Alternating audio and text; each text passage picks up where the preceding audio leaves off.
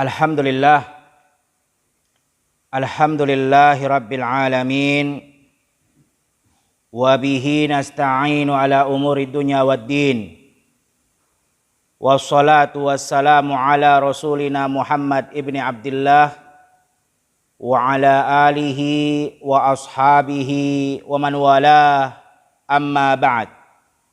Alhamdulillah, selalu kita memuja dan memuji Allah Subhanahu wa ta'ala atas segala nikmat-nikmat dan karunia-karunia Allah yang sangat banyak yang telah diberikan kepada kita.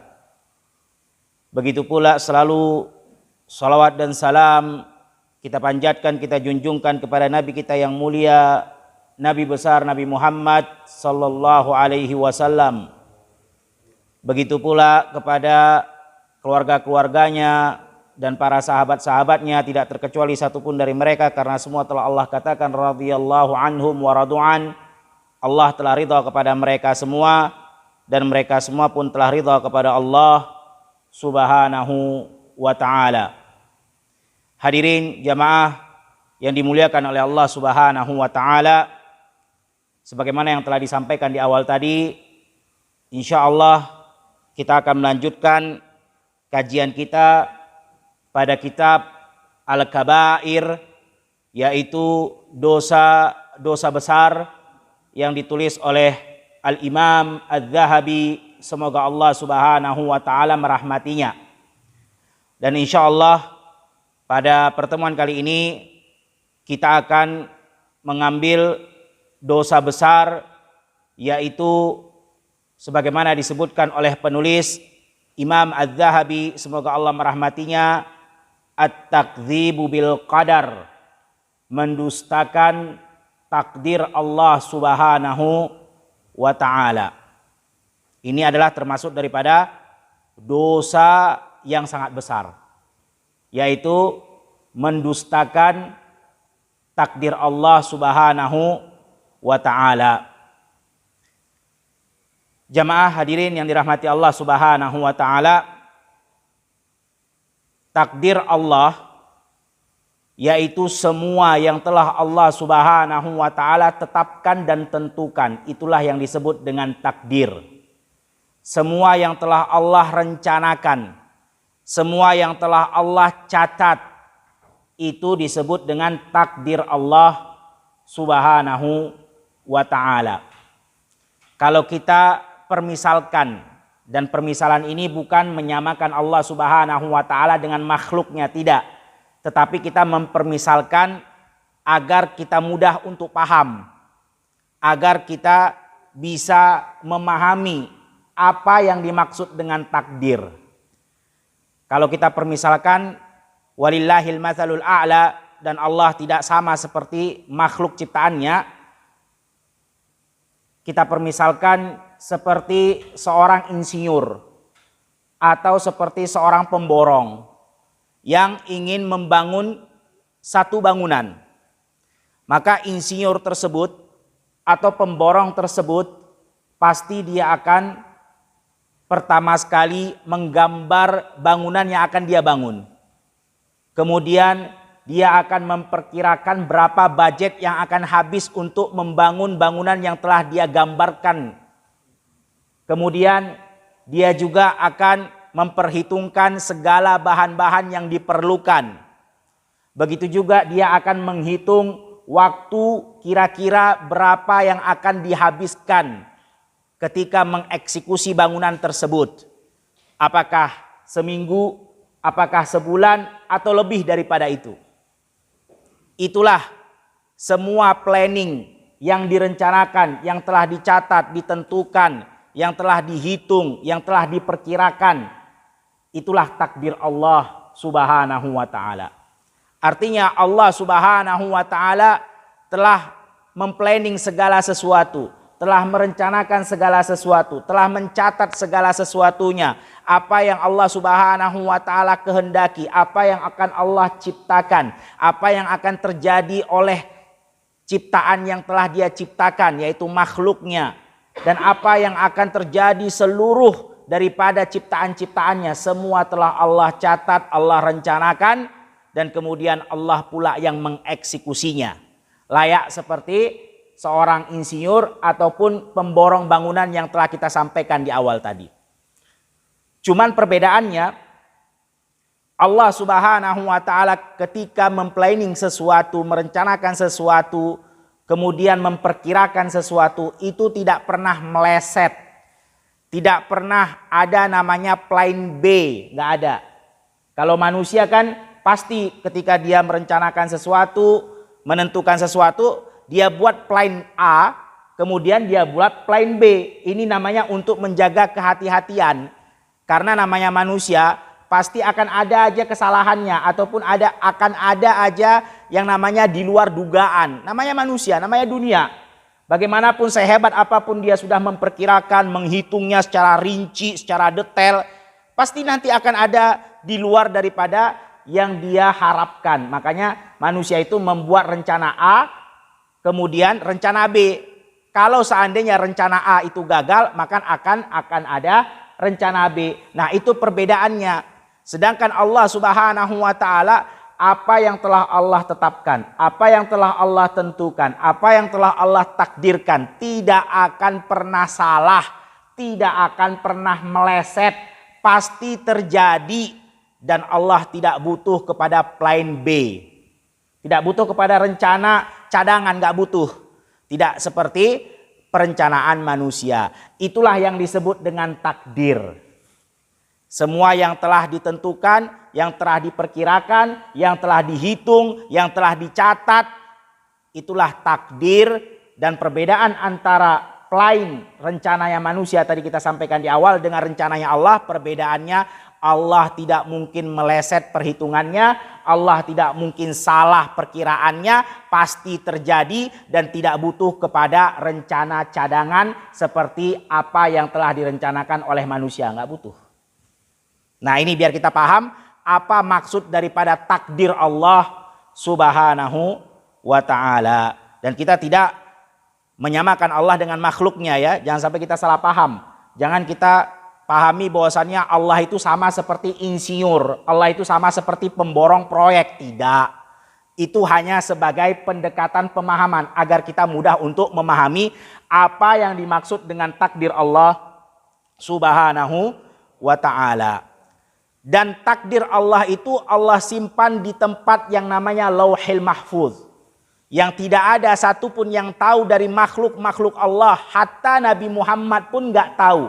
Begitu pula malaikat-malaikatnya pun nggak tahu. Hanya Allah Subhanahu wa taala yang mengetahui takdir yang telah Allah rencanakan tersebut.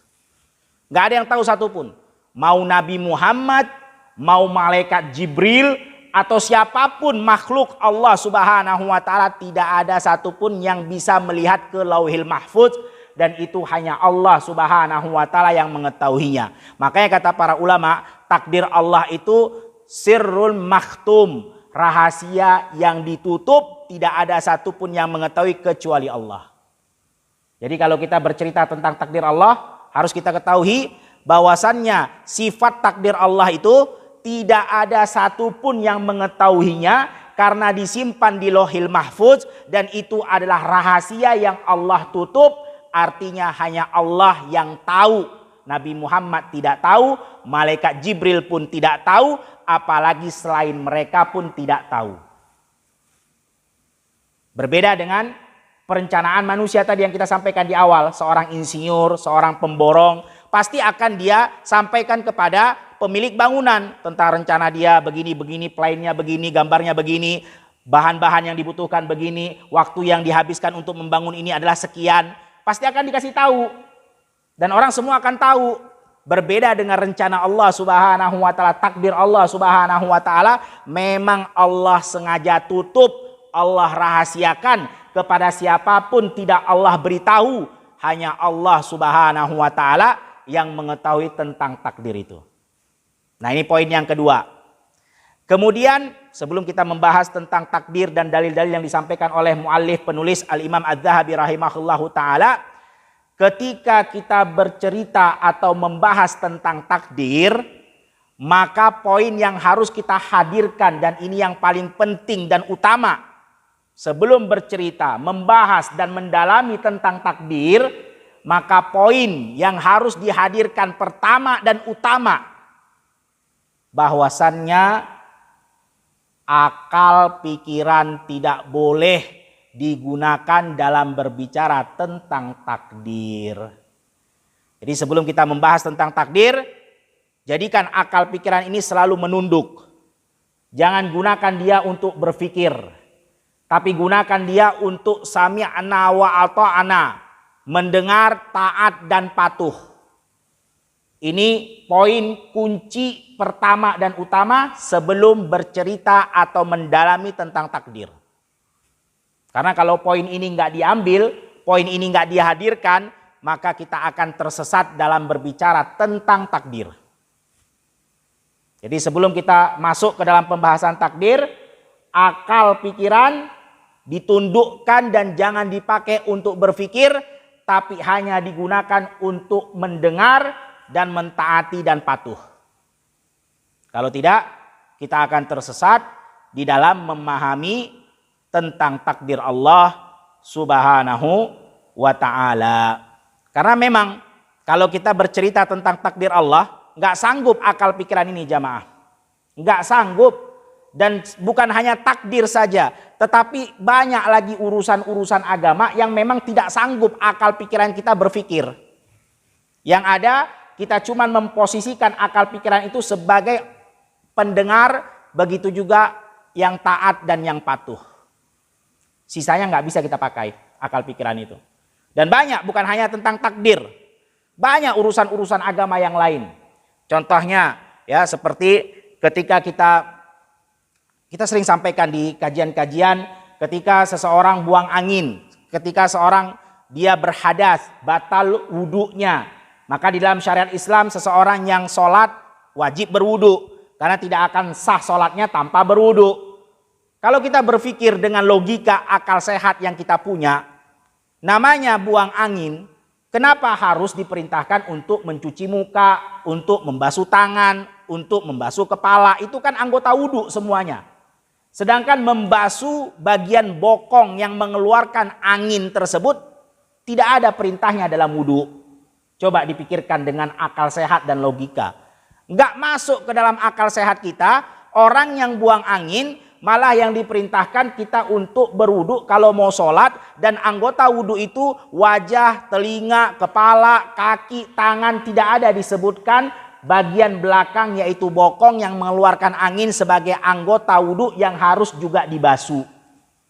Padahal bagian belakang bokong itulah yang bersalah mengeluarkan angin, dialah yang kotor, sedangkan wajah tidaklah kotor, sedangkan tangan kita pun tidaklah kotor karena tidak mengeluarkan angin wajah dan tangan, begitu juga dengan kepala. Tetapi justru yang tidak mengeluarkan angin yang disuruh untuk dibasuh kembali, sedangkan yang mengeluarkan angin bagian bokong itu tidak diperintahkan untuk dibasuh kembali.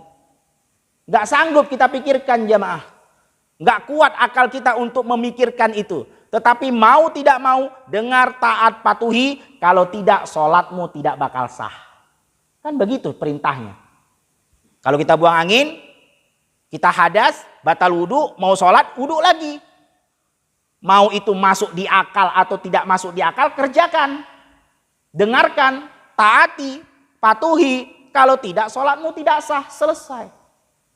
Dan banyak lagi urusan-urusan agama yang lain yang tidak sanggup kita pikirkan dengan akal pikiran kita jamaah sekalian. Yang dirahmati Allah Subhanahu wa ta'ala. Seperti ya kita mengetahui bagi yang umroh, pernah umroh ataupun yang pernah haji, pasti dia tahu ada satu hewan yang kata Nabi Shallallahu Alaihi Wasallam itu susu dan kencingnya adalah obat. Bahkan kencingnya lebih mahal harganya dibanding susunya, yaitu hewan disebut dengan onta. Dan itu diriwayatkan oleh Imam Muslim dalam hadis yang sahih. Nabi Shallallahu Alaihi Wasallam mengatakan susu dan kencing onta adalah obat. Kalau obat berarti dibolehkan untuk diminum. Akal mana yang menerima kencingnya? Kalau susu mungkin agak mending ya. Tapi ini kencing. Akal mana yang bisa menerima kencing hewan dikatakan adalah obat. Tapi itu perintah Nabi Muhammad Sallallahu Alaihi Wasallam. Dengar, taati, patuhi. dan yakini kalau itu adalah obat. Kalau kita tidak meyakini berarti kita mendustakan apa yang datangnya dari Nabi Muhammad SAW. Masalah urusan mau tidak mau kamu minum itu kembali kepada individual. Tetapi yang harus kita lakukan adalah dengar dan taati. Artinya yakini kalau itu memang obat karena datang dari Nabi SAW dan diriwayatkan oleh Imam Muslim dan hadisnya sahih. Memang nggak masuk di akal jamaah, tapi mau nggak mau. Dan banyak lagi jamaah sekalian yang dirahmati Allah Subhanahu wa taala, seperti urusan agama yang mana di situ kita diperintahkan bagi orang yang safar diperbolehkan untuk tidak melepas sepatunya, tetapi tetap dia membasuh ataupun mengusap sepatunya bagian atas, namanya mashul kufain. Karena seorang musafir itu dia dalam keadaan kesusahan, kepayahan. Jadi kalau dia mau sholat lepas sepatunya, maka susah baginya. Dan safar itu ada keringanan dari Allah Subhanahu wa taala, termasuk juga bolehnya dikosor sholatnya, dijamak. Begitu juga tidak mengapa dia tidak melepas sepatunya. Artinya dia berwudu dengan cara hanya mengusap sepatunya bagian atas. Coba dipikirkan dengan akal logika yang sehat ini. Namanya sesuatu yang kotor itu yang lebih didahulukan untuk dibersihkan. Tetapi Allah perintahkan kita mengusap bagian atas sepatu, bukan bagian bawah sepatu. Padahal bagian bawah sepatu jelas lebih kotor karena itu yang diinjak-injak dibandingkan bagian atas. Bagian atas, sekotor-kotor bagian atas sepatu itu tidak seperti kotornya bagian bawah sepatu. Tapi nggak ada perintahnya kita disuruh untuk mengusap sepatu yang bagian bawah itu, nggak ada, itu salah. Mashul kufain yang diusap bagian atas. Diusap begitu sudah, itu termasuk kita telah membasuh kaki kita kalau dalam keadaan wudhu biasa tanpa seperti orang safar. Gak sanggup kita pikirkan jamaah dengan logika, tapi ya sudah, dengarkan dan taati dan yakini itu adalah syariat. Dan banyak lagi jamaah sekalian yang dirahmati Allah Subhanahu wa taala daripada urusan-urusan agama yang memang tidak bisa kita memfikirkannya, tidak bisa kita gunakan di situ logika akal pikiran kita, tetapi yang kita gunakan hanyalah dengar, taat, patuhi, yakini dan amalkan karena itu adalah syariat dari Allah Subhanahu wa taala. Termasuk daripada kalau kita bercerita tentang takdir Allah Subhanahu wa taala, nggak bisa kita gunakan akal pikiran kita. Sudah, dengar, taati, patuhi, imani kalau itu adalah takdir Allah Subhanahu wa ta'ala. Jemaah sekalian yang dirahmati Allah Subhanahu wa ta'ala, kemudian penulis mendatangkan dalil pertama tentang bahwasannya takdir itu ada. Bahwasannya Allah menetapkan seluruh takdirnya kepada makhluk-makhluk ciptaannya. Apa firman-Nya? Kata Allah Subhanahu wa ta'ala dalam surat Al-Qamar ayat 49. Inna kulla syai'in khalaqnahu biqadar. Semua kata Allah kami ciptakan dengan takdir kami. Artinya dengan perencanaan kami. Dengan planning kami, yaitu planning Allah. Dengan perhitungan Allah Subhanahu wa ta'ala. Dan kita sudah sampaikan di awal. Perhitungan, perencanaan Allah tidak seperti perhitungan dan perencanaan manusia. Kalau manusia butuh kepada perencanaan cadangan. Plan B kata orang kan begitu. Sedangkan Allah Subhanahu wa ta'ala tidak butuh kepada rencana cadangan dan tidak mungkin salah dan tidak mungkin meleset. Tidak seperti manusia pasti memiliki kekurangan dan kesalahan. Nah, kata Allah dalam surah Al-Qamar ayat 49, kami ciptakan segala sesuatu dengan takdir kami. Jadi mau yang buruk ataupun yang baik, mau itu nikmat ataupun musibah, itu semua Allah tetapkan dengan takdirnya. Jadi bukan hanya yang baik-baik aja, yang buruk-buruk juga Allah tetapkan dengan takdirnya. Bukan hanya nikmat-nikmat saja, tapi yang musibah-musibah Allah tetapkan juga dengan takdirnya. Semua segala sesuatu, mau yang baik, mau yang buruk, mau yang nikmat, mau yang musibah, itu semua ditetapkan oleh Allah dengan takdirnya. Kemudian dalil yang kedua, muallif penulis mengatakan surat As-Saffat ayat 96. Apa kata Allah Subhanahu wa taala? Wallahu khalaqakum wa ma ta'malun. Allah yang menciptakan kalian dan apa yang kalian kerjakan. Jadi jangan kita berpikir, oh tubuh saya, diri saya Allah yang ciptakan, tapi perbuatan saya ya saya sendiri yang mengerjakan. Ini salah. Ini bukan beriman kepada takdir Allah. Kalau kita beriman kepada takdir Allah, diri kita, tubuh kita Allah yang ciptakan. Begitu juga segala perbuatan yang kita kerjakan itu pun Allah yang ciptakan dan Allah yang takdirkan. Jadi bukan hanya tubuh ini, bukan hanya badan ini, tapi segala ucapan, perbuatan, baik yang kelihatan atau yang tidak kelihatan, baik itu yang di dalam hati ataupun yang dilakukan oleh anggota tubuh, itu semua tidak lepas dari ketentuan takdir Allah Subhanahu wa ta'ala. Kemudian dalil berikutnya kata penulis dalam surat Asy-Syams, fa'alhamaha fujuraha wa taqwaha. Allah lah yang mengilhamkan, Allah yang memberikan, Allah yang menunjukkan, baik itu perbuatan fujur, perbuatan buruk ataupun perbuatan ketakwaan. Itu semua Allah yang tetapkan, itu semua Allah yang tunjukkan, itu semua Allah yang telah takdirkan. Baik perbuatan fajir, perbuatan buruk, keji, ataupun perbuatan ketakwaan. Tadi kita sudah sampaikan, mau itu buruk ataupun baik, mau itu kenikmatan ataupun musibah, tetap itu semua tidak lepas dari namanya takdir Allah Subhanahu wa ta'ala.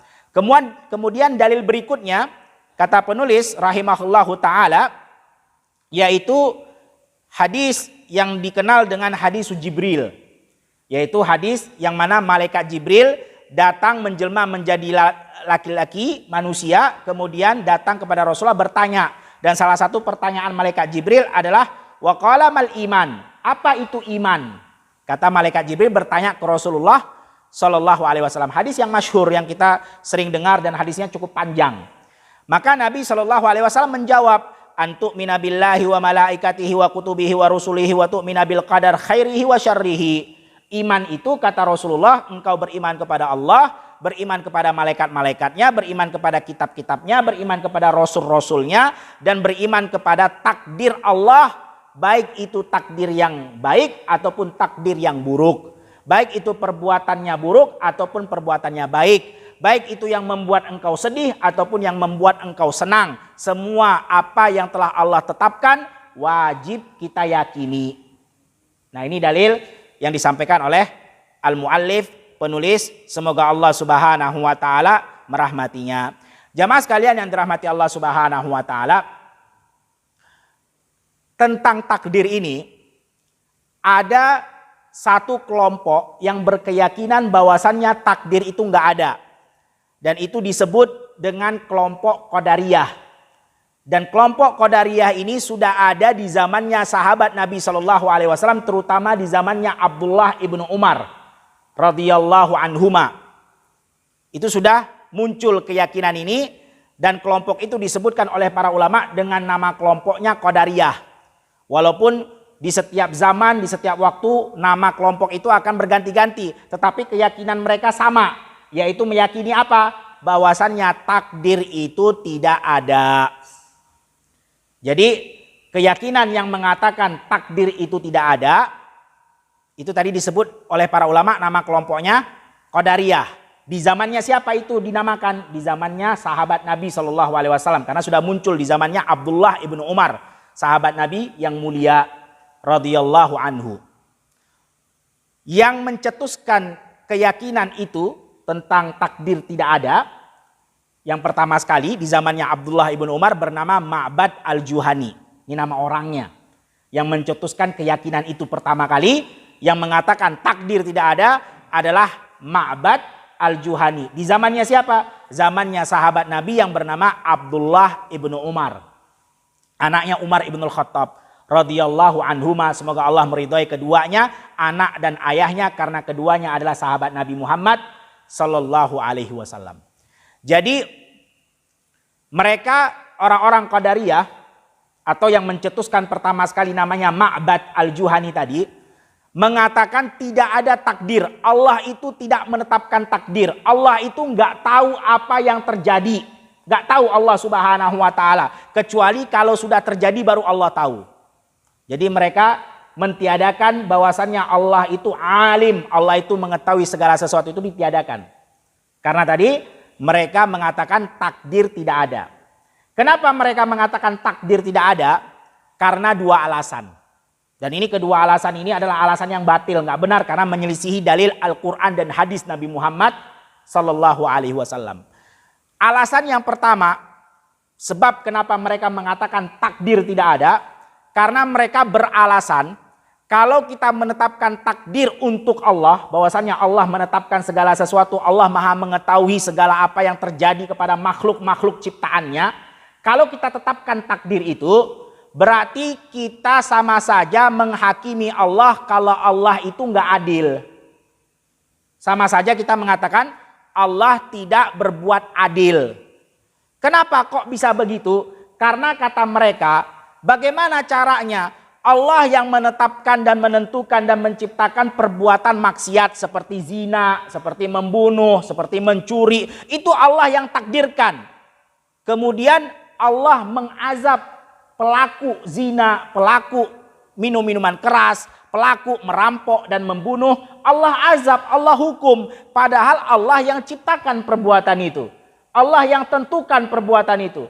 Allah mengetahui akan perbuatan itu. Lah gimana? Kan gak adil.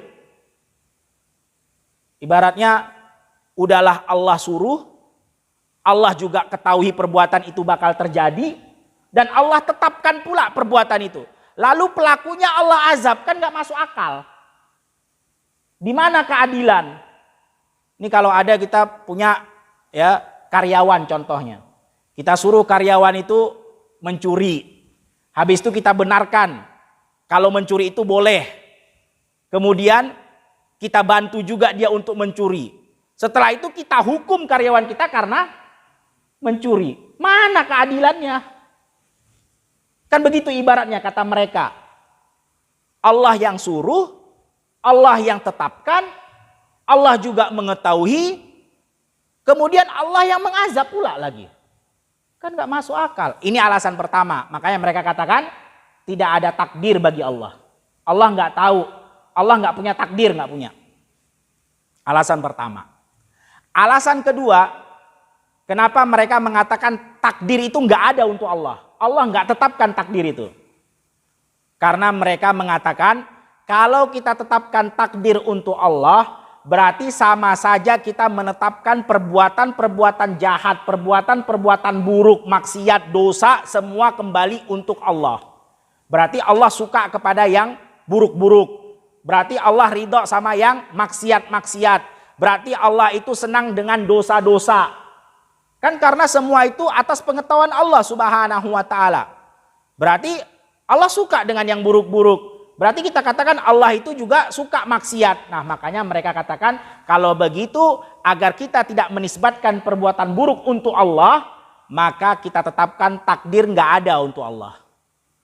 Allah nggak netapin takdir. Karena kalau kita katakan takdir itu ada, berarti semua orang yang berzina, semua orang yang mencuri, semua orang yang membunuh nyawa tanpa hak, berarti kembalinya ke Allah dong. Karena Allah yang mengetahui. Kan di semua itu terjadi atas persetujuan Allah. Atas takdirnya Allah. Kan gak mungkin Allah suka kepada perbuatan zina. Gak mungkin Allah suka kepada perbuatan membunuh. Oleh karena itu, agar kita tidak menisbatkan kepada Allah perbuatan-perbuatan yang buruk, kita tiadakan takdir untuk Allah. Ini alasannya.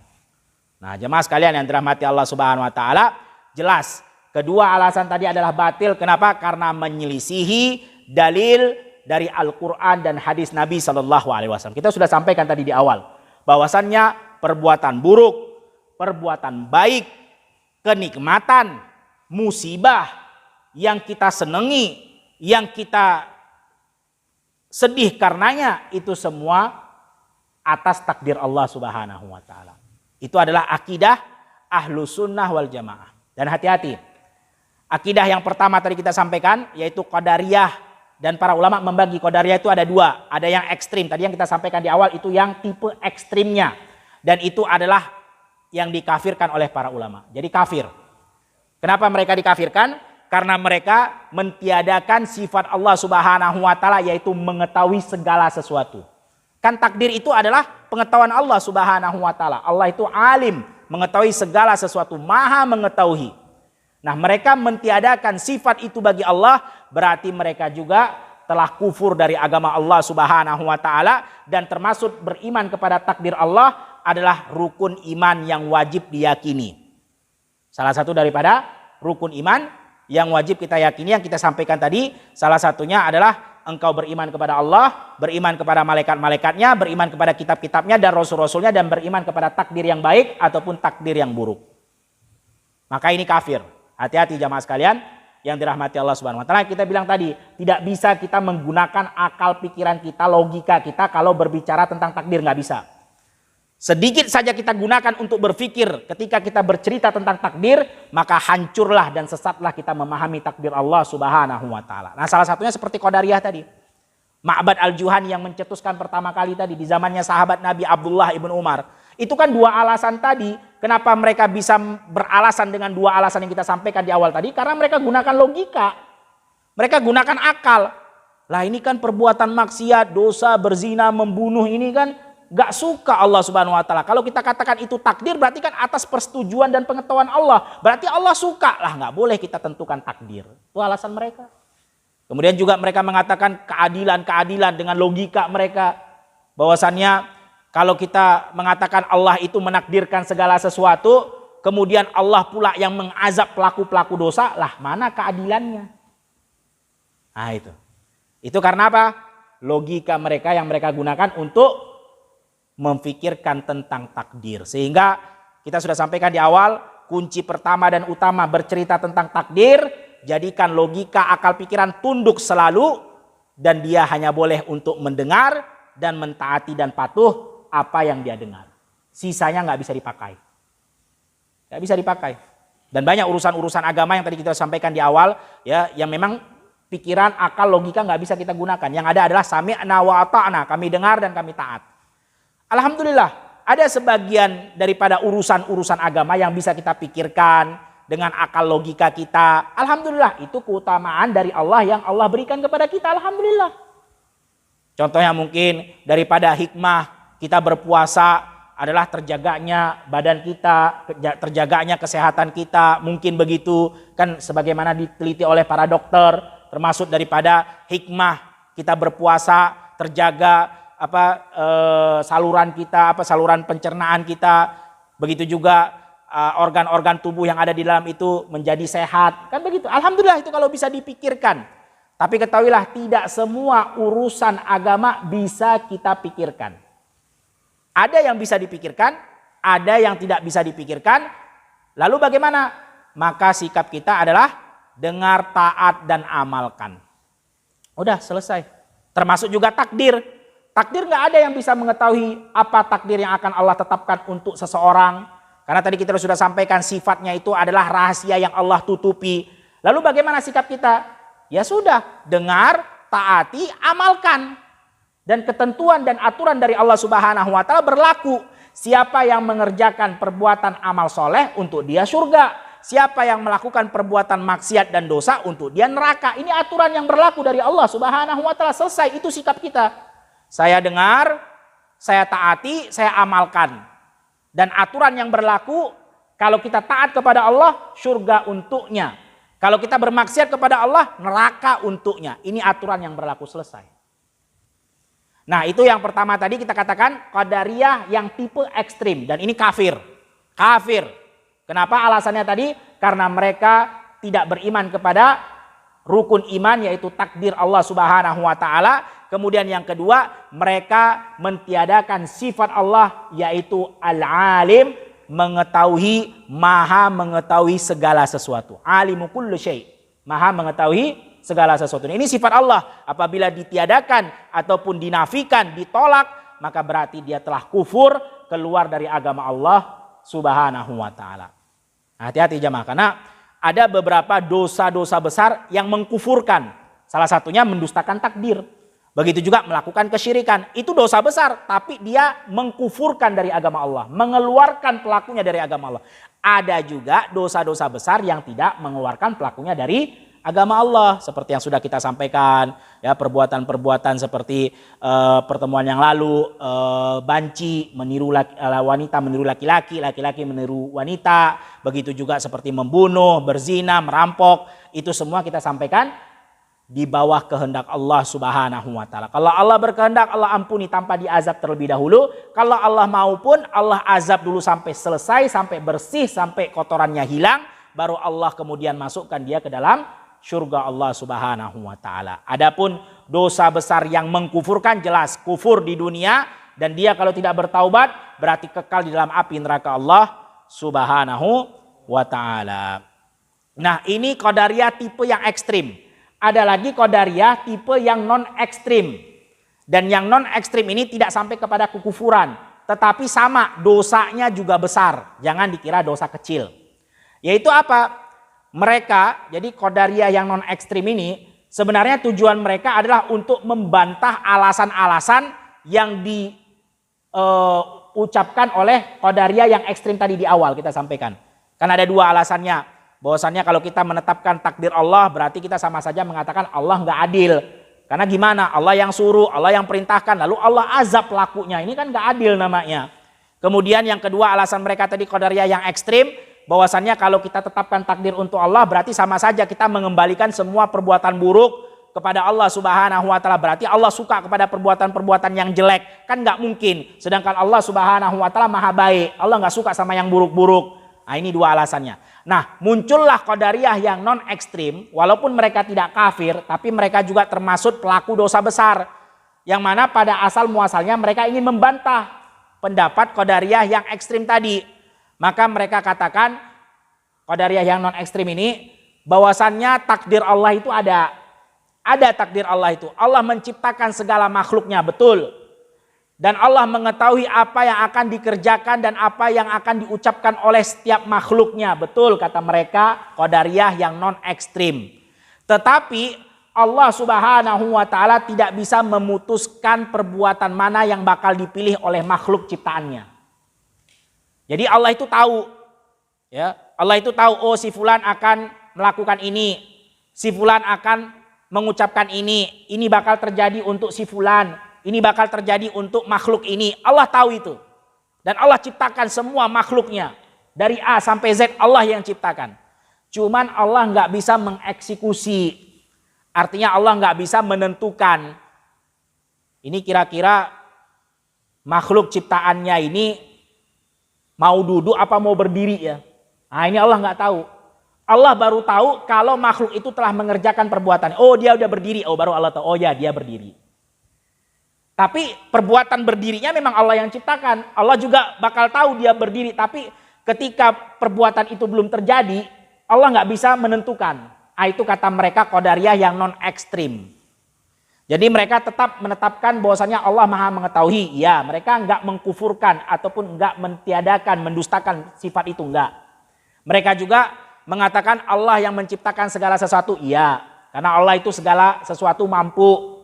Tapi kalau untuk memastikan sebelum terjadi, jadi itu Allah itu tahu yang dia pilih bakal adalah perbuatan berdiri. Allah tahu itu. Tapi untuk memastikannya, kira-kira hambanya ini memilih berdiri apa duduk. Sebelum terjadi perbuatan itu Allah nggak tahu. Allah nggak bisa putuskan. Kalau sudah terjadi baru Allah bisa tahu, oh ternyata berdiri. Nah ini juga ya bahwasannya pendapat ini adalah pendapat yang batil. Walaupun tidak sampai mengkufurkan, tapi dia termasuk dosa besar. Kenapa? Karena menyelisihi apa yang Allah Subhanahu wa taala sampaikan dari Al-Qur'an dan apa yang disampaikan oleh Nabi Muhammad SAW di dalam hadisnya. Jadi sebenarnya jamaah sekalian yang dirahmati Allah Subhanahu wa taala, kalau kita mau bantah pendapat qadariyah yang non ekstrim tadi secara logika, karena kalau kita sampaikan secara dalil Al-Quran dan hadis memang butuh kepada pembahasan khusus. Dan kita tidak terlalu mendalam-dalami tentang takdir karena pembahasan kita yang lebih kita pentingkan adalah tentang dosa besarnya. Bukan tentang syubhat, bantahan ini dan bantahan itu, tidak. Jadi kalau kita katakan, ya mereka kan mengatakan bahwasannya sebelum terjadi perbuatan itu Allah nggak bisa tentukan. Nah ini sebenarnya gampang untuk dibantah secara logika saja, apalagi secara Al-Quran dan hadis.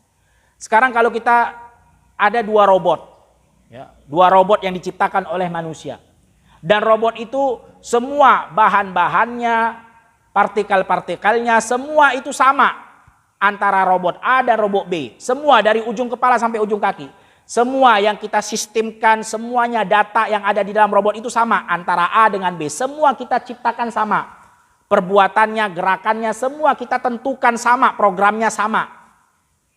Nah kira-kira kalau misalnya robot yang sama, bahan yang sama, program yang sama, data yang sama.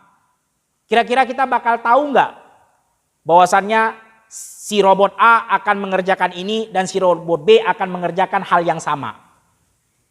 Pasti tahu dong. Kenapa? Karena kita sudah program dia. Dan programnya sama, datanya sama, bahannya sama, rangkaiannya sama. Ya pasti kita juga tahu dong apa yang akan dia kerjakan. Karena kita tahu programnya. Nah begitulah Allah Subhanahu wa ta'ala. Allah telah menciptakan manusia itu dari ujung rambut sampai ujung kakinya. Allah ciptakan daripada dia air mani. Kemudian Allah jadikan segumpal darah, segumpal daging. Dan kemudian jadi manusia yang sempurna. Allah ciptakan semua dengan cara yang sama, lahir dari seorang ibu. Masa Allah nggak tahu juga apa yang bakal dia lakukan? Kan nggak mungkin, mustahil, nggak masuk akal. Macam robot tadi, bahannya sama, rangkaiannya sama, datanya sama, programnya sama. Ya pasti tahulah si A cara geraknya begini, si B bakal bergerak begini. Ya tahu Allah Subhanahu wa ta'ala. Jadi ya batil pendapat mereka Qadariyah yang non ekstrim tadi, yang mereka menetapkan ilmu bagi Allah, menetapkan takdir untuk Allah, tapi mereka mengatakan Allah tidak tahu perbuatan mana yang bakal dia lakukan sebelum perbuatan itu terjadi. Jadi sebenarnya mereka ingin membantah tentang pendapat Qadariyah yang ekstrim tadi, yang mengatakan bahwasanya Allah itu nggak adil kalau seandainya ditetapkan takdir bagi Allah. Jadi mereka katakan, oh Allah itu adil kok. Jadi gitu. Jadi tujuan mereka ingin membantah tapi dengan cara yang salah. Mereka bantah logika dengan logika yang nggak ketemu. Karena kita udah sampaikan tadi di awal, berbicara tentang takdir, logika harus dijadikan sebagai posisi yang menunduk dan mendengar dan taat. Tidak bisa digunakan yang lain. Udah selesai. Itu aja kalau kita bercerita tentang takdir Allah Subhanahu wa ta'ala. Nah itu mungkin tentang dosa besar mendustakan takdir. Kemudian jamaah sekalian yang dirahmati Allah Subhanahu wa taala, kita masuk kepada dosa besar berikutnya sebagaimana yang disampaikan oleh penulis Imam Zahabi, semoga Allah merahmatinya, al-mutasammi' 'alan nas wa ma yasirrun. Yaitu dosa besar berikutnya adalah mencari-cari dengan sengaja atau istilah kita menguping. Berusaha untuk mencari informasi, memang mencari-cari dia. Bukan informasi itu datang sendiri. Memang dia sengaja cari, dia korek-korek, dia menguping ke sana ke sini atas manusia yang mana manusia itu merahasiakan tentang hal tadi. Ya, jadi ada orang berdua sedang ngobrol tentang hal yang rahasia yang memang mau dia rahasiakan antara dia dengan temannya. Nah, kita orang ketiga sengaja datang deket-deket, tujuannya buat nguping, tujuannya buat biar tahu nih apa ya nih sedang dibisikin ya. Emang dia sengaja nyari, bukan berarti dia lewat kebetulan dia dengar, ya itu beda lagi. Ini memang sengaja, ya, sengaja memata-matai, sengaja mengorek-ngorek, sengaja mencari informasi. Nah ini dosanya besar, termasuk dosa besar. Dalilnya mana? Kata penulis rahimahullahu taala, surat Al-Hujurat ayat 12. Apa kata Allah? Wala tajassasu, janganlah kalian satu sama lain sesama muslim saling memata-matai. Saling mengorek informasi, saling menguping, itu nggak boleh. Ya, menguping ini apa? Perbuatan yang memang dia berusaha ya, memang dia cari-cari. Dan berbeda dengan kalau memang terdengar ya namanya orang lewat, apalagi kalau memang orang itu berbisik dengan suara yang keras. Nah, ini namanya bukan menguping, emang sengaja dia dengarkan ke orang lain. Nah, ini bukan termasuk daripada dosa besar ya. Yang dimaksud oleh penulis dosa besar ini adalah orang yang berusaha ataupun sengaja untuk mencari-cari ataupun untuk mendengar-dengar informasi ataupun berita yang mana orang yang punya berita itu sebenarnya ingin merahasiakan tentang hal tersebut. Ah, ini yang disebut dengan dosanya besar. Kemudian dalil yang kedua, kata penulis rahimahullahu taala, wa qala Rasulullah sallallahu alaihi wasallam, bersabda Rasulullah sallallahu alaihi wasallam, dan ini hadisnya sahih riwayat Imam Bukhari. Begitu juga diriwayatkan oleh Imam At-Tabrani dan Imam Baihaqi dan Imam Ahmad, dan hadisnya sahih. Apa kata Rasulullah sallallahu alaihi wasallam? Man istama'a ila hadithi qaumin Wahum lahu karihun, siapa yang sengaja-ngaja, istama'a. Nah, ini bedanya ya, sami'a dengan istama'a. Istama'a itu artinya dia sengaja mencari pendengaran. Emang sengaja ngedengerin, memang mencari-cari biar dia tahu. Beda dengan sami'a, kalau sami'a yang mendengar, bisa jadi mungkin dia nggak sengaja, kebetulan lewat di samping orang itu kedengaran suaranya, atau seandainya ada orang yang mengkabarkan kepadanya, ini bukan dosa besar. Tapi istama'a yang termasuk daripada dosa besar, orang yang mencari-cari, orang yang memata-matai, orang yang sengaja menguping apa yang akan dirahasiakan oleh orang lain. Nah, ini dosa besar. Kata Rasulullah, siapa yang sengaja menguping, mencari-cari informasi, yang mana wahum lahu karihun. Orang yang punya informasi tadi itu benci kalau ada orang lain yang tahu. Dia nggak suka. Jadi berita tentang privasi dia, tentang pribadi dia nggak suka kalau diketahui oleh orang lain. Nah, orang lain ini sengaja ngorek-ngorek, nyari-nyari. Ya, tujuannya apa ya? Tujuannya mungkin biar untuk disebarkan kepada orang lain, untuk dijatuhkan harga diri orang tersebut, untuk agar orang-orang mencela orang tadi dan lain-lainnya. Yaitu dengan tujuan untuk menghina, merendahkan martabat, kehormatan orang tersebut yang memiliki informasi tadi. Nah, orang seperti ini apa kata Rasulullah? Subba fi udhunaihi anuku yaumal qiyamah. Nanti di hari kiamat dia akan diazab dengan azab, yaitu dituangkan ke dalam telinganya timah panas yang meleleh. Nah, ini sesuai dengan apa kata para ulama, al jaza'u min jinsil amal. Balasan sesuai dengan perbuatan. Dia menguping tentang informasi yang orang nggak suka kalau didengar orang lain, dia korek-korek rahasia orang lain. Nah, itu nanti diazab di hari kiamat berupa timah yang panas di api neraka yang meleleh dituangkan ke dalam telinganya. Wa iyazubillah. Al-anuk, apa itu al-anuk? Yaitu ar-rasasul mudab. Timah cair tadi yang dipanaskan di dalam api neraka Allah Subhanahu wa ta'ala. Jemaah yang dirahmati Allah Subhanahu wa ta'ala, dari hadis ini para ulama juga menyampaikan bahwasannya hadis ini bukan hanya untuk perihal orang yang suka menguping, tapi juga masuk ke dalamnya bisa dikiaskan orang yang mengambil penglihatan yang di situ dirahasiakan oleh orang tersebut. Jadi jangan sampai kita mengira, oh ini berlaku hadis ini buat mereka yang suka menguping mendengar berita. Bukan buat mereka saja, tetapi juga untuk mereka yang mencuri penglihatan. Jadi kan namanya orang mencuri itu ada yang mencuri pendengaran berupa menguping tadi. Ada juga yang mencuri berupa penglihatan. Apa itu? Ya seperti video, foto, ya ataupun seperti memotret. Nah, ini juga termasuk di dalam ancaman Nabi Muhammad SAW. Jadi hati-hati jamaah. Jangan sembarangan kita memotret orang, ataupun memvideokan orang, ataupun kita ambil fotonya orang, kemudian kita edit, kemudian kita sampaikan, kita sebarkan kepada orang-orang. Padahal orang yang difoto, orang yang di video itu nggak suka kalau video itu disebarkan ke orang-orang. Karena ada sebagian orang yang memang dia punya privasi, dia nggak suka gambar dia diambil orang, nggak suka disebarkan video. Ada orang seperti itu jamaah, ada. Dan itu memang dia punya hak. Dia punya privasi yang harus dijaga dan kita nggak boleh mengambil sembarangan kecuali dengan izinnya. Nah, ini termasuk kata para ulama. Jadi hati-hati, termasuk dosanya besar dan azabnya pun sama. Kalau telinganya dituangkan timah panas, berarti kalau dia mencuri penglihatan, artinya matanya pun akan dituangkan timah panas di dalam api neraka Allah Subhanahu wa ta'ala. Ini banyak sekarang orang sembarangan, terutama di media sosial, masya Allah. Nggak tahu ya ini orang suka apa enggak kira-kira kalau kita foto dia. Kita nggak tahu ini orang ridho apa enggak kalau videonya disebarkan. Walaupun memang kita tahu dia punya video yang memang dia sebarkan di media sosial. Tetapi kan setiap orang itu ada batasan-batasan videonya. Ada yang mungkin video yang nggak suka dia kalau divideokan. Seperti contohnya dia dalam keadaan sedang ngobrol dengan istrinya contohnya. Ataupun sedang ngobrol dengan teman karibnya atau dengan saudaranya. Yang memang itu adalah privasi dia. Namanya kita lagi ngobrol dengan istri kita atau lagi jalan-jalan dengan istri kita di suatu tempat. Itu kan masalah privasi, nggak boleh kita foto orang sembarangan. Walaupun kita tahu lah ini orang terkenal kok punya media sosial, banyak kok foto dan videonya. Iya, itu dalam kondisi dia sedang ridho. Tapi dalam kondisi yang lain dia nggak ridho di foto, nggak ridho dia divideokan. Contohnya hal-hal tadi, sedang di rumah contohnya. Ataupun sedang makan dengan anak dan istrinya contohnya. Kan ini masalah pribadi. Sebagian orang ada yang nggak suka kepribadian dia disebarkan di khalayak umum.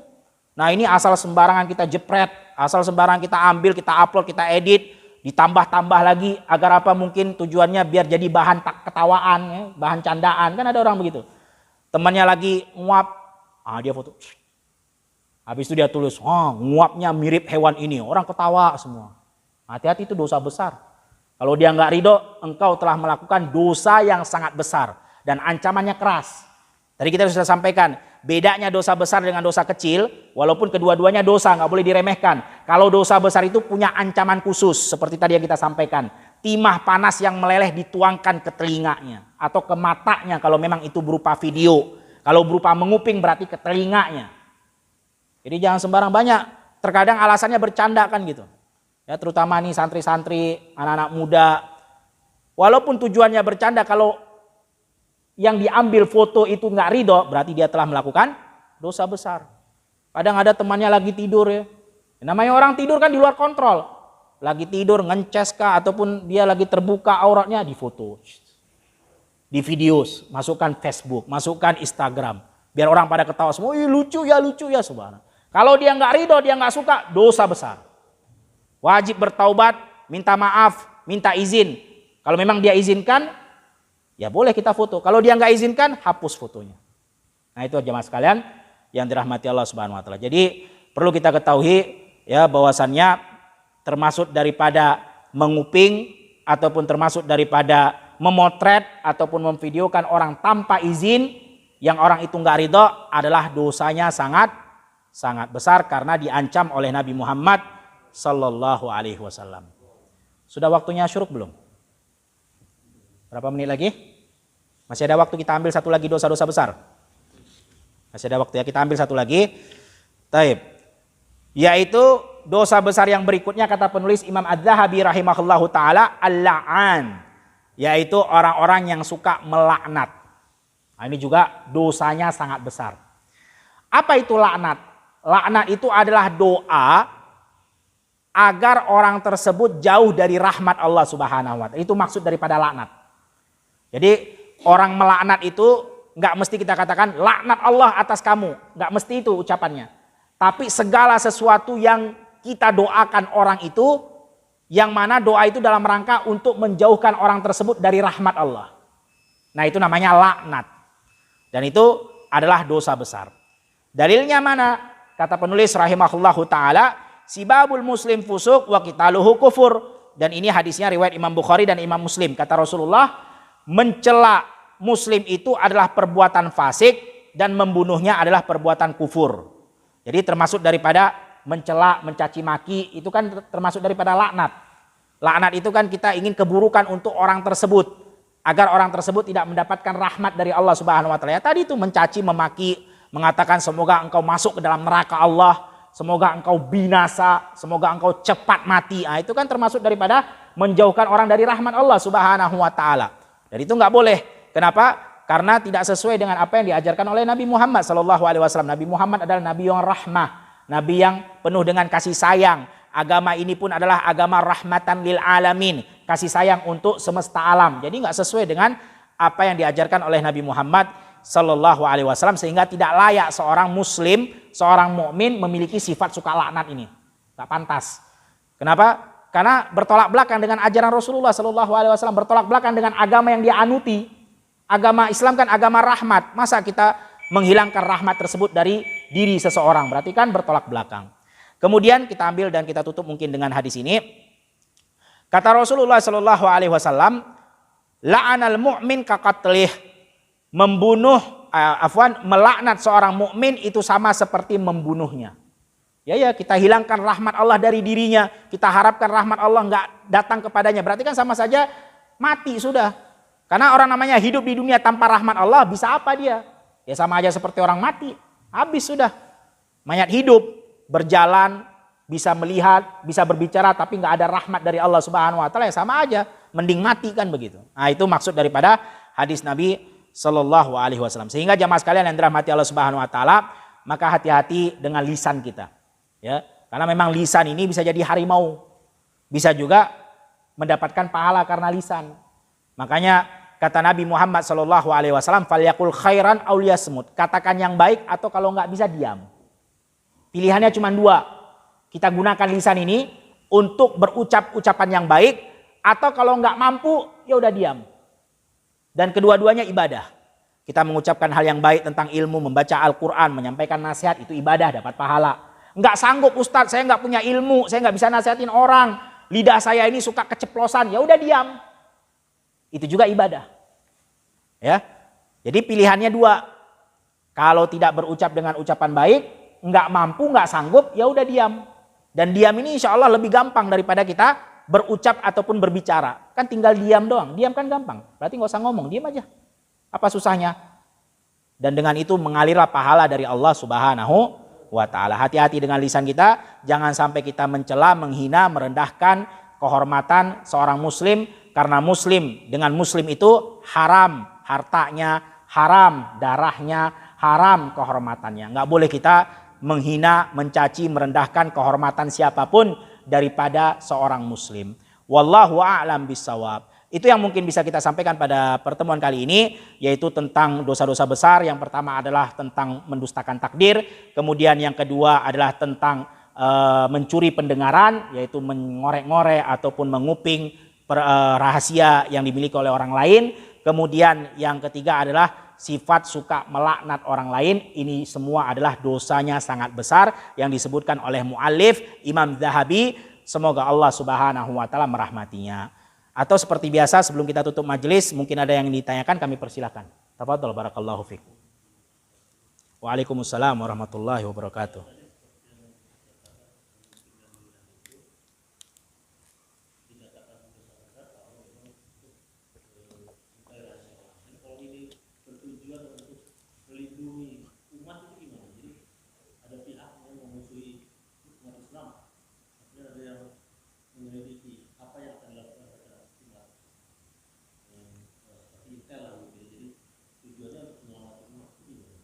Naam, barakallahu fikum.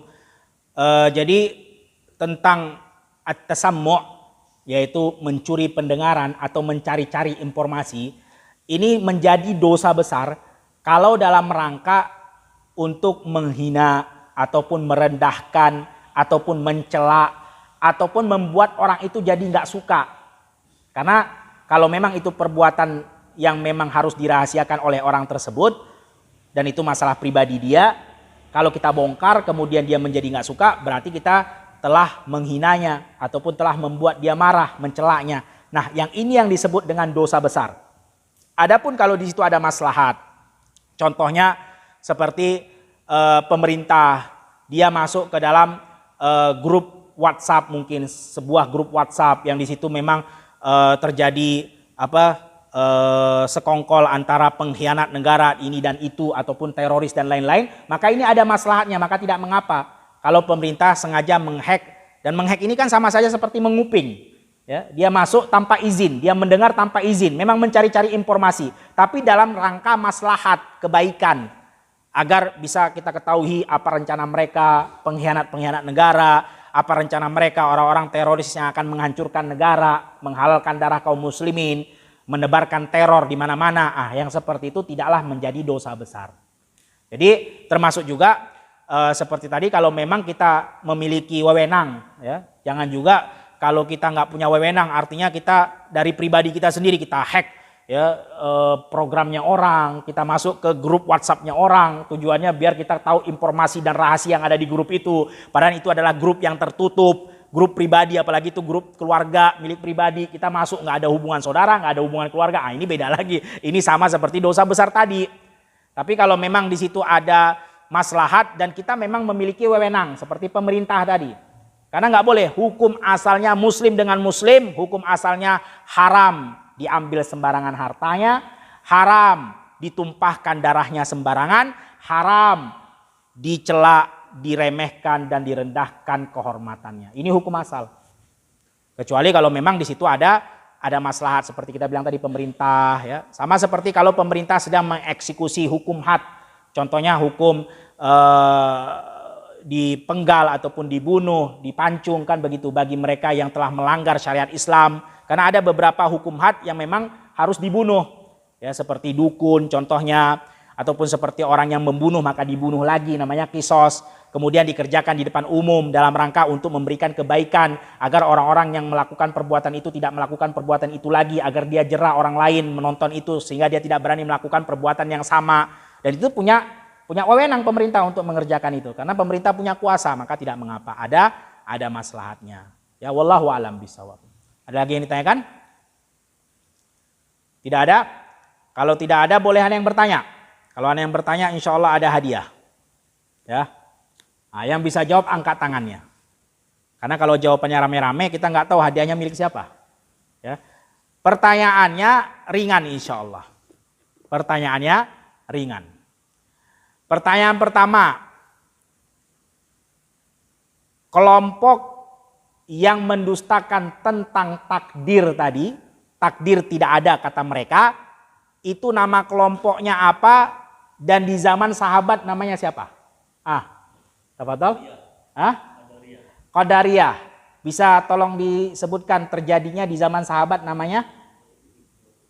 Ibnu Umar, barakallahu fiik. Tafadhol, jazakumullahu khair. Masya Allah, wa iyyakum. Nah, ini santrinya nggak ada yang angkat tangan ya, kalah sama yang tua semua. Pertanyaan kedua, pertanyaannya ringan juga lah, ya, lebih ringan dari pertanyaan pertama. Coba sebutkan apa maksud laknat dalam syariat Islam yang kita sampaikan di awal tadi. Orang melaknat itu adalah orang apa? Gak ada yang tahu? Yang sudah jawab, alhamdulillah, jangan jawab lagi. Biarkan orang tafadhol barakallahu fiik. Kita kasih kesempatan bagi yang belum menjawab. Apa maksud dari laknat dalam syariat Islam? Mendoakan keburukan, betul, termasuk daripada laknat. Tapi yang kita sampaikan tadi yang lebih umum, yang mencakup segala sesuatu. Karena kalau kita katakan laknat keburukan, sedangkan melaknat itu banyak versinya. Bukan hanya doa keburukan aja. Tafadhol. Mengharapkan agar dia terjauhi dari rahmat Allah Subhanahu wa taala. Itu maksud daripada laknat. Sehingga banyak, bukan hanya doa. Kalau kita mencaci, kita juga mengatakan cepat mati lo, kan gitu. Bukan hanya doa saja, tapi menyumpahi ataupun mencerca dan lain-lainnya termasuk daripada itu laknat yang dimaksud dalam syariat. Tafadhal barakallahu fiik. Tafadhal, jazakumullahu khair. Masya Allah. Barakallahu fiik, ahsanullah ilaik. Wa iyyakum. Pertanyaan terakhir. Ini santri satu pun gak ada yang bisa jawab. Subhanallah. Ya. Pertanyaan terakhir. Coba sebutkan 2 alasan Qadariyah tadi yang kita sampaikan di awal sehingga mereka mengatakan takdir nggak ada. 2 alasan.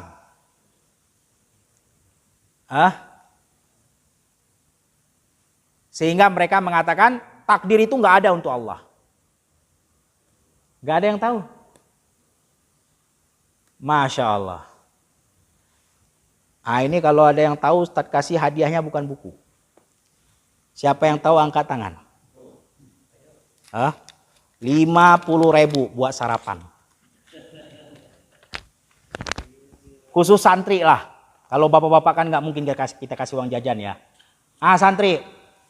Ini pentingnya santri kalau belajar bawa buku catatan, catat.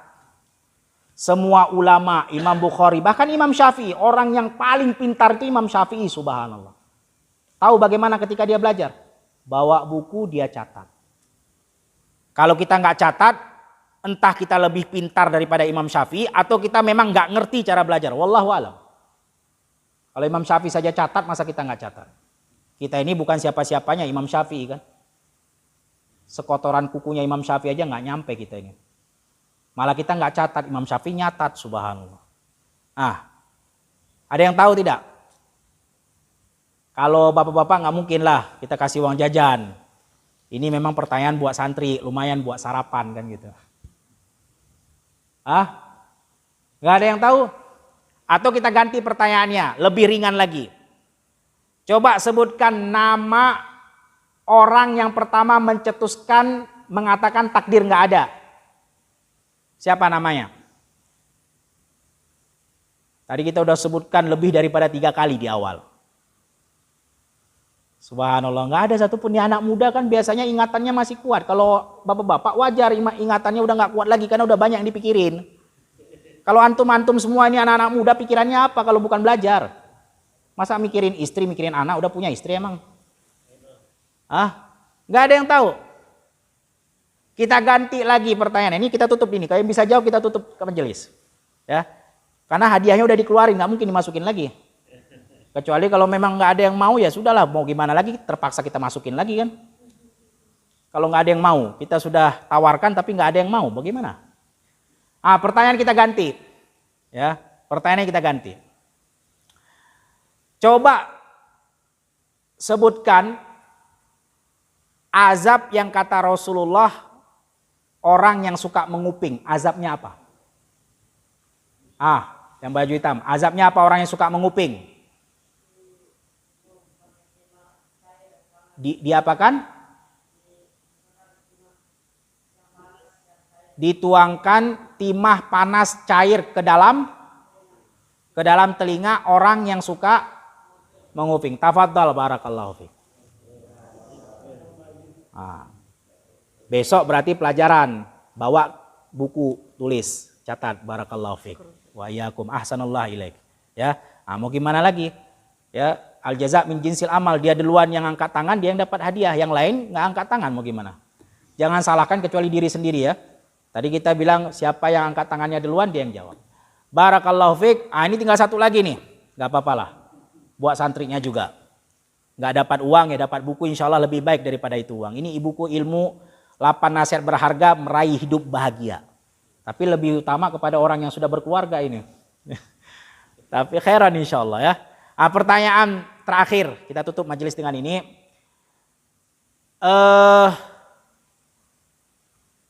Apa kata Nabi Shallallahu Alaihi Wasallam? Orang yang mencaci seorang muslim, melaknat seorang muslim itu sama saja seperti apa? Siapa yang tahu? Kata Rasulullah tadi dalam hadis, mencaci muslim sama seperti, nggak tahu juga. Yang sudah jawab jangan jawab lagi. Kita mau berikan kesempatan bagi yang belum jawab. Nggak ada. Masya Allah. Apa?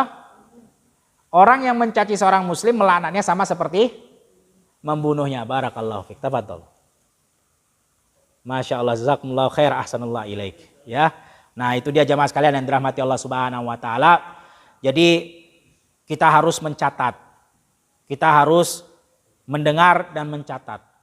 Adapun hadiah yang kita berikan tadi itu sebenarnya semuanya hanyalah untuk memberikan kita semangat agar kita apa? Mencatat ilmu, agar kita apa? Agar kita mendengarkan dan mengamalkan ilmu tersebut. Wallahu a'lam bishawab. Adapun yang Allah berikan yang nggak dapat hadiah, Allah berikan lebih baik insya Allah daripada hadiah itu semua.